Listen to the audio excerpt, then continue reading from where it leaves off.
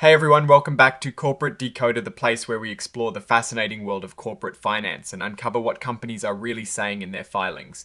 Today we are diving into the Federal Home Loan Bank of Cincinnati's latest report, and let's just say things are happening with their debt. Before we dive in, if you appreciate getting straight, no-nonsense insights from these dense corporate documents, don't forget to hit that subscribe button and the notification bell so you never miss a decode.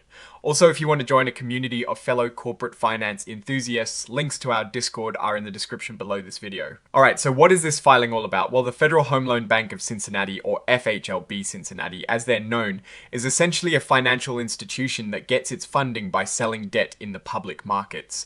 Think of it like a bank that borrows money to then lend it out. This report is a current report that details the debt they are issuing and what that means for them. So the FHLB Cincinnati, along with 10 other federal home loan banks, works together selling something called consolidated obligations.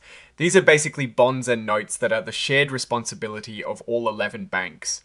This means if one bank has trouble, the others have to help cover it. It's important to remember these are not guaranteed by the United States government. They are backed by the financial strength of these 11 banks. The report mostly focuses on their consolidated bonds, which are essentially long-term loans they are taking out.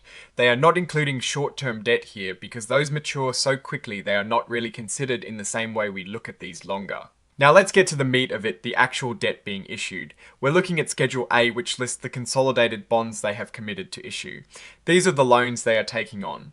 The dates here are important. They show when these deals are being made and when the money will actually change hands and when the loans will be paid back. This report highlights a specific type of debt they are issuing called variable single index floater bonds and fixed constant bonds. For example, on the 17th of September 2025, they committed to a variable single index floater with a par value of $15 million. This means the interest rate on this bond isn't T-fixed, it can change based on a market index. It's like a floating rate mortgage where your monthly payment can go up or down depending on interest rate movements. They also issued another one of these on the same day for $37 million and another one for $92 million using the same CUSIP number, a unique identifier for the bond. This suggests a series of similar debt issuances happening concurrently. Then we see a different type, a fixed constant bond, also on the 17th of September 2025 for $50 million with a coupon rate of 3.79. Oh, this one is simpler. The interest rate is set in stone for its duration. It matures on the 6th of April 2026, so it's a relatively short term fixed rate loan. Moving on to the 18th of September 2025, they issued another fixed constant bond, this time for $25 million, maturing in 2027, with a 3.625% interest rate. They also issued a larger one for $20 million, maturing much later in 2030, with a 4.000% interest rate. Interestingly, this 2030 bond is a Bermudan callable bond, meaning they have the option to repay it on certain dates before maturity. Also note that on the 19th of September 2025, they issued more of the variable single index floater bonds and more of the fixed constant 4.000% bonds maturing in 2030. It is important to understand what some of these descriptions mean. Variable single index floater bonds are those whose interest rates are tied to market indexes, meaning the cost of borrowing can fluctuate. Fixed constant bonds are more predictable as their interest rates stay the same throughout their term. When they mention optional principal redemption, this means the FHLB Cincinnati has the choice to pay back the loan early if they think it makes financial sense, likely if interest rates have fallen significantly. Bermudan call style allows them to redeem the bond on specific recurring dates. And above it all, signing off on this report is Allison D. Kift, First Vice President and Assistant Controller for the Federal Home Loan Bank of Cincinnati. This essentially means she's a senior finance executive confirming the accuracy of this filing. Now for my take on this, the Federal Home Loan Bank of Cincinnati is primarily a wholesale lender, and its business is fundamentally about managing interest rate risk and its balance sheet.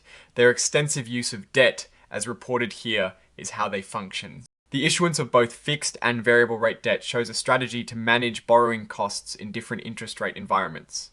Variable rate debt might be attractive if they anticipate rates falling, while fixed rate debt locks in borrowing costs. The callable nature of some of these bonds gives them flexibility. If market interest rates drop significantly, they can call back the higher interest debt and refinance at a lower rate. This is a standard practice for financial institutions to optimize their funding costs. It is not necessarily a sign of trouble, but rather sophisticated financial management. The total par value issued in this specific report is over $200 million. While this sounds like a lot, it is important to remember. These are consolidated obligations of the entire FHLB system.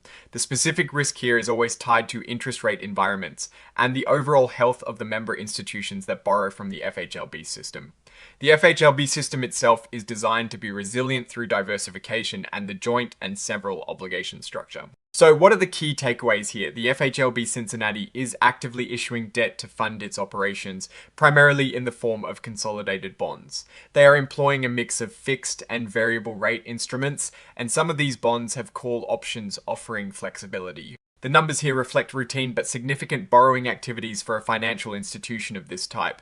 There are no immediate red flags indicating distress, but rather a clear picture of how they manage their funding. Alright, that is our decode of the Federal Home Loan Bank of Cincinnati's latest filing. What are your thoughts on their debt issuance strategy and what it means? Let us know in the comments below.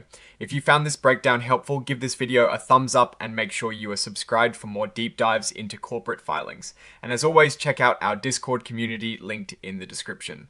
Thanks for watching, and we will see you in the next decode.